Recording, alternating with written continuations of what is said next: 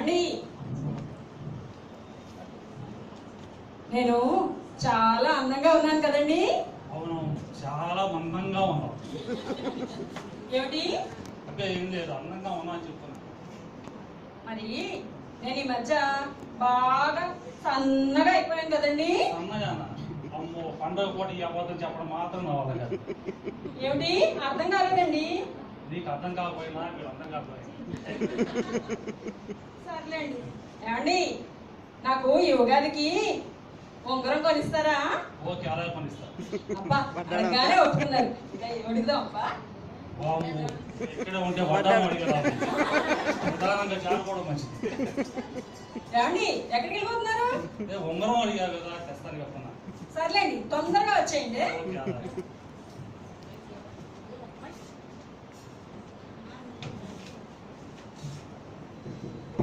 రామ చేసి చేసి పండగలు ఏమిటో కానీ పనులు ఒకటే పనులు.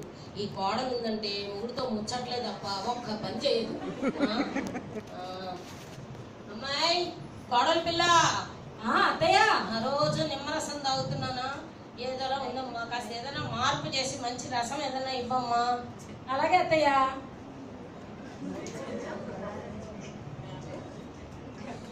ఇవ్వండి అత్తయ్య.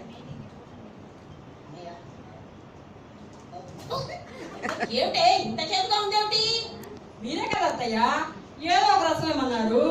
ఇంట్లో కుంకుడుకాయలే ఉన్నాయి, ఆ రసమే తీసుకొచ్చి ఇచ్చారు. అఘోరించావులే, నేను ఎత్తిని పోసుకో, పండగ పూట తలంటి పోసుకున్నట్టు అన్నా అవుతుంది. అబ్బే, షాంపూ ఖర్చు మిగులుతుందని చెప్తున్నా అంతే.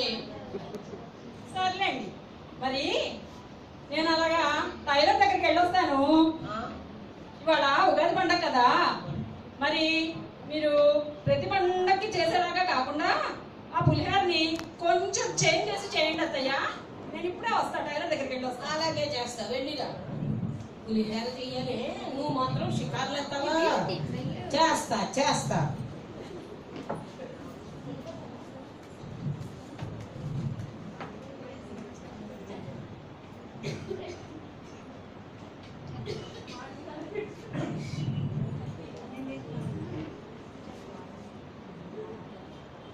అత్తయ్య, అత్తయ్య. ఏమ్మా, వచ్చావా? గంట అయింది వెళ్ళి. ఎక్కడ ముచ్చట్లేసి కూర్చున్నావో ఏమిటో. టైలర్ బట్టలు ఇప్పుడే ఇస్తున్నా అని కూర్చోబెట్టింది. సరే కానీ పులిహోర కలిపేశారా? కలిపాను, అదిగో చూడు. ఏది? అదిగో ప్లేట్లో పెట్టాగా. ఇదేంటి అత్తయ్య, దీంట్లో అన్ని రూపాయి నాణ్యాలు వస్తున్నాయండి? మరి అదే, నువ్వు రోజులాగా చేయకుండా పులిహోర ప్రతి పండగకి చేసినట్టు కాకుండా కాస్త చేంజ్ చేసి చేయండి అత్తయ్య గారు అన్నావుగా. చేంజ్ అంటే చిల్లరే కదండి, చిల్లరేసి చేశా. అయ్యో అత్తయ్య, చేంజ్ చేయడం అంటే ఎప్పుడు చేసేలాగా చింతపండులో కాకుండా నిమ్మకాయో మామిడికాయో వేసి చేయమన్నా. అయినా మీకు ఇంత చిల్లర ఎక్కడిది అత్తయ్య? పొద్దున్నే నాకు కుంకుడు రసం ఇచ్చినప్పుడు లేదే, బాగా అయింది. ఇంత చిల్లర ఎక్కడ తీసారు అత్తయ్య మీరు? అదే, మరి నువ్వు రోజు మా అబ్బాయి జేబులో నుంచి కాజేసి పోపు డబ్బాలో దాస్తావే, ఆ చిల్లరే ఈ చిల్లర. మరి ఆ ఫ్రిడ్జ్ లో 4 మామిడికాయలు పట్ట ఉగాది పచ్చడి చేయాలి ముందు. అబ్బా, ఆ మామిడికాయతో ఎంత చక్కగా ఆవకాయ పెట్టండి అత్తయ్య. అందరికి అదే ఇష్టం కదా, కొత్త ఆవకాయ. ఉగాది పచ్చడి చాలా ముఖ్యమైనది. ఉగాది అంటేనే ఉగాది పచ్చడి లేదే అసలు పండగే లేదు. మామూలుగా అయితే ఈ ఉగాదిని సంవత్సరాది అంటారు, ఇదే యుగాది అని కూడా అంటారు. ప్రతి సంవత్సరం చైత్ర శుద్ధ పాడ్యమి రోజు ఉగాది పండుగ వస్తుంది. అదే టైంలో ప్రకృతిలో కూడా చాలా మార్పులు వస్తాయి.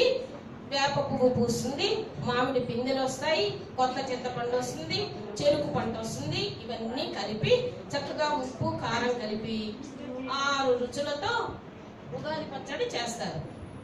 అదేమో అత్తయ్య, అది ముందుగా తిని మాత్రమే ఏమైనా తినాలి. పులిహారలు గారెలు తిన్నాం కాదు, ఉగాది పచ్చడి తిన్నాకే ఏమైనా తినాలి. అంతేకాదు ఈ రోజు అందరూ గుడికి వెళ్ళి లేదా నలుగురు కలిసి కూర్చొని పంచాంగ శ్రవణం చేస్తారు. పంచాంగంలో ఈ కాలమాన పరిస్థితులు, ఈ సంవత్సరం అంతా మనకి ఎలా నడుస్తుంది, ప్రకృతిలో మార్పులు, ఇవన్నీ కూడా పంతులు గారు చెప్తే అందరూ వింటారు. ఇదే ఉగాది పండగ. మరి ఏమో మీరు ఇదంతా చెప్పారు కానీ మా చిన్నప్పుడు మా ఇంట్లో ఉగాది పండగ అంటే చక్కగా ఉదయాన్నే లేచి తలస్నానం చేసి కొత్త బట్టలు కట్టుకొని హ్యాపీగా అందరితో కలిసి పిండి వంటలన్నీ చేసుకొని ఆనందంగా తినేవాళ్ళం. అలా చేస్తే సంవత్సరం అంతా హ్యాపీగా ఉంటారని అంటుంటారు కదా, మాకు అదే తెలుసు. మరి తెలుసుకోవాల్సింది ఇంకా చాలా ఉంది. ఏంటంటే అది? ముఖ్యంగా వేప పువ్వు గురించి తెలుసుకోవాలి.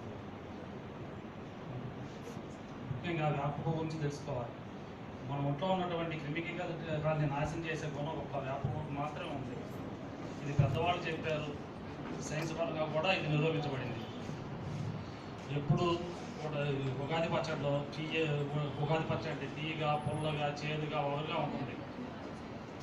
అలాగే మన జీవితంలో కూడా కష్టం, సుఖం, దుఃఖం, విచారం, కోపం అన్నీ ఉంటాయి. ఎప్పుడు కష్టాలే ఉండవు, ఎప్పుడు సుఖాలు ఉండవు. కష్టం వచ్చిందని పొంగిపోకూడదు, సంతోషం వచ్చిందని పొంగిపోకూడదు. కష్ట సుఖాలు అనేవి పగలు రాత్రి లాంటివి. పగలు రాత్రి ఎలాగైతే స్వీకరిస్తామో కష్ట సుఖాలను కూడా అలాగే స్వీకరించాలి. ఈ మధ్య కొంతమంది పిల్లలు పెద్దవాళ్ళు తిట్టారనో, పరీక్ష తప్పామనో, చిన్న విషయాలకి ఆవేశపూర్వకంగానే తీసుకున్నారు. ఇది మంచి పద్ధతి కాదు. ఇలా చేయడం వలన వారి భవిష్యత్తు దెబ్బతిని పెద్ద కన్నవాళ్ళకు కూడా బాధ పెట్టిన వాళ్ళు అవుతారు. అన్ని రుచులతో కూడా ఉగాది పచ్చడి లాగానే మన జీవితంలో కూడా ఎన్నో ఒడిదుడుకులు వస్తూ ఉంటాయి. అన్నిటినీ సమానంగా భావించాలి. అందుకే మన జీవితాన్ని ఉగాది పచ్చడితో పోలుస్తారు. అబ్బా, ఎంత బాగా చెప్పారో, నాకు బాగా అర్థమైందండి. ఎంతైనా మా ఆయన బంగారం అన్నట్టు బంగారం అంటే గుర్తొచ్చింది. ఉంగరం తెచ్చారా? కదా నన్ను బంగారం అని చెప్పావు. బంగారం నేను ఉండగా అందరూ నీకు పేరు చెప్పు. ఉగాది పచ్చడి పంట మాకు పెట్టు, వీళ్ళందరికీ కూడా పెట్టు. అంతేనా?